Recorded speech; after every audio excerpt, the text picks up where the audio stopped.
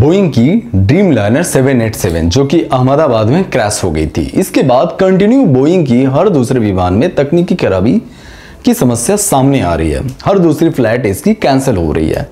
आखिर क्यों?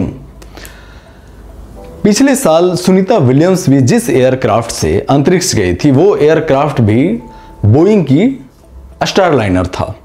मतलब बोइंग में कंटिन्यू खराबी आखिर क्यों आ रहा है, समझते हैं इस चीज को। बोइंग की उड़ान से लेकर डाउनफॉल तक पूरी रिपोर्ट देखिए।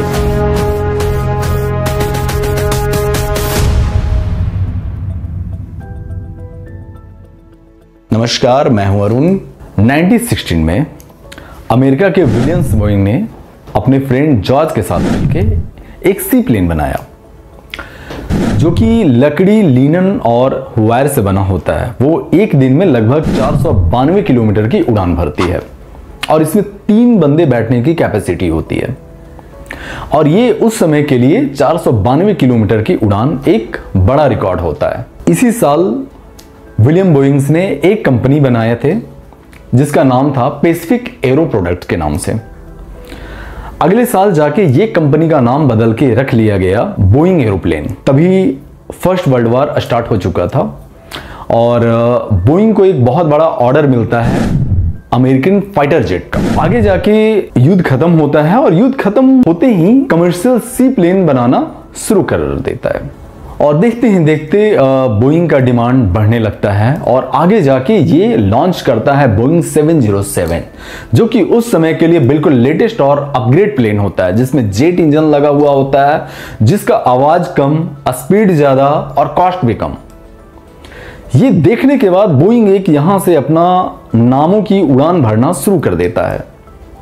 आगे जाके बोइंग ने एक प्लेन लॉन्च करता है बोइंग 747 जो उस समय के लिए आसमान की रानी कहे जाने वाली 747 लगभग 400 प्लस पैसेंजर की कैपेसिटी वाला प्लेन होता है और ये लॉन्ग जर्नी के लिए बनाया जाता है। और ये प्लेन इतना फेमस हो जाता है कि लोग इसे एक नारा देते हैं कि अगर बोइंग है तो ही जाना है, अगर नहीं है तो नहीं जाना है, क्योंकि ये एक पब्लिक के बीच में एक कमाल का और गजब का ट्रस्ट, विश्वास और भरोसा कायम करता है। 1997 में बोइंग एक कंपनी का अधिग्रहण करती है, मैकडोनल्ड डगलस। ये कंपनी बेसिकली प्रॉफिट के लिए जानी जाती है, मतलब क्वालिटी वगैरह से बहुत ज्यादा मतलब नहीं होता है। ये कंपनी का कहना होता है भाई हर हालत में हमें तो प्रॉफिट चाहिए। यहां से बोइंग का डाउनफॉल स्टार्ट हो जाता है। 2010 में यूरोप की एयरबस कंपनी ने एक फ्लाइट लॉन्च किया A320। ये देख के बोइंग ने आनन फानन में जल्दबाजी में लॉन्च कर दिया बोइंग 737 मैक्स जो कि 2018 और 2019 सिर्फ 5 महीने के अंदर में इंडिया में 2 फ्लाइट क्रैश कर गई, जिसमें लगभग 346 आदमी का डेथ हो गया। इसके बाद बोइंग का कंटिन्यू शेयर गिरना स्टार्ट हो गया। बहुत सारा मुआवजा देना पड़ा, बहुत सारा फाइन भरना पड़ा। लगभग कंपनी को 9,500 करोड़ प्लस का घाटा हुआ और इसके बाद शेयर कंटिन्यू बोइंग का गिरता गया। अब लोग कहने लगे यानी अगर विमान बोइंग है तो मैं यात्रा नहीं कर रहा हूं। 10 साल में प्लेन क्रैश से लगभग 2,996 मौत हुई, जिसमें 1497 सिर्फ बोइंग से था। इधर 2024 में सबसे घातक हादसा दक्षिण कोरिया के मुआन एयरपोर्ट पे जेजू एयर क्रैश था। लैंडिंग के समय गियर में दिक्कत आने से बोइंग 737 विमान क्रैश हो गया था। इसमें सवार 181 पैसेंजर्स और क्रू मेंबर्स सिर्फ 2 ही बच पाए थे। भारत में 10 साल में 2 बड़े प्लेन क्रैश थे, दोनों बोइंग थे। अगस्त 2020 में एयर इंडिया एक्सप्रेस के बोइंग 737 विमान ने दुबई से उड़ान भरी और उसे कोझिकोड में लैंड करना था। लैंडिंग के दौरान विमान ने रनवे से बाहर जाकर दीवार से टकरा गया। विमान में सवार 184 पैसेंजर्स और क्रू मेंबर्स में से 21 की मौत हो गई थी। दोनों पायलट भी शामिल थे इसमें। बोइंग 787 ड्रीम लाइनर भले ही पहली बार क्रैश हुआ हो, लेकिन इसकी बदनामी होती रही थी। 2013 में लिथियम आयन बैटरी हीट होने से जापान में 2 विमान में आग लग गई थी। ड्रीम लाइनर को 3 महीने के लिए ग्राउंडेड कर दिया गया था। 2013 में लंदन एक खाली विमान में आग लग गई थी। विमान की इमरजेंसी लोकेटर में शॉर्ट सर्किट इसकी वजह बताई गई। 2021 में 100 से ज़्यादा ड्रीम लाइनर को इलेक्ट्रिकल सिस्टम में गड़बड़ी के चलते ग्राउंडेड कर दिया गया था। कई विमानों की डिलीवरी में भी देरी हुई थी। 2024 में सिडनी से ऑकलैंड की उड़ान के दौरान तकनीकी खराबी के चलते विमान हवा में ही हिलने लगा था। इस दौरान 50 लोग घायल हुए थे।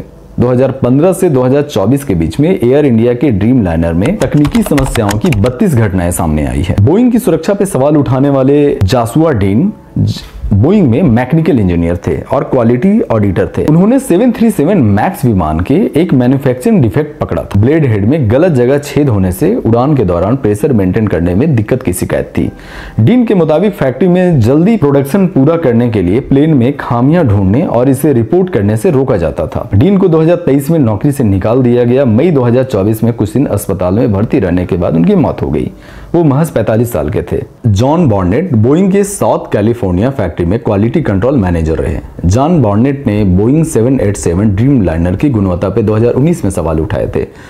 बॉर्नेट ने ड्रीम लाइनर के प्रोडक्शंस में 3 खामियां बताई थी। प्रॉफिट बढ़ाने के लिए जल्दबाजी में प्रोडक्शन हुआ। वर्कर ने प्लेन में खराब गुणवत्ता के पार्ट्स लगाए। बॉर्नेट ने बोइंग के खिलाफ केस भी किया, लेकिन 2024 में अचानक उनकी मौत हो गई। मौत की वजह सुसाइड बताई गई। 5 जून 2024 एस्ट्रोनॉट सुनीता विलियम्स जिस एयरक्राफ्ट से गई थी वो एयरक्राफ्ट भी बोइंग का था, बोइंग का स्टार लाइनर, जो कि जाते ही उसमें हीलियम गैस लीक का प्रॉब्लम हो गया और भी बहुत सारा प्रॉब्लम हो गया। बाद में जाके स्पेस एक्स जो कि एलन मस्क की कंपनी है, जिसने ड्रैगन कैप्सूल बनाया और उसी के थ्रू सुनीता विलियम्स को वापस लाया गया।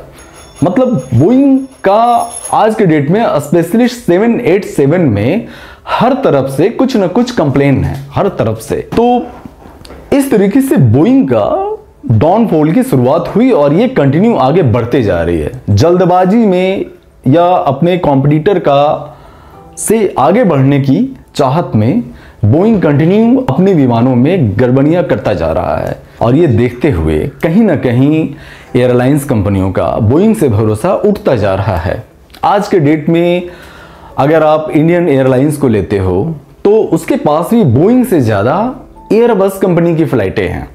मतलब कहीं ना कहीं एयरलाइंस वालों का विश्वास उठता जा रहा है बोइंग से। और इसी रिपोर्ट के साथ मैं इजाज़त लेना चाहता हूं। अगर आपको रिपोर्ट अच्छी लगी हो तो प्लीज़ लाइक कर दें, सब्सक्राइब कर दें और अपने दोस्तों में शेयर कर लें और कमेंट्स कर दें क्या अच्छा था, क्या बुरा था और आगे किस टाइप की टॉपिक पे आप देखना चाहेंगे ये भी कमेंट करके बताएं। Thank you.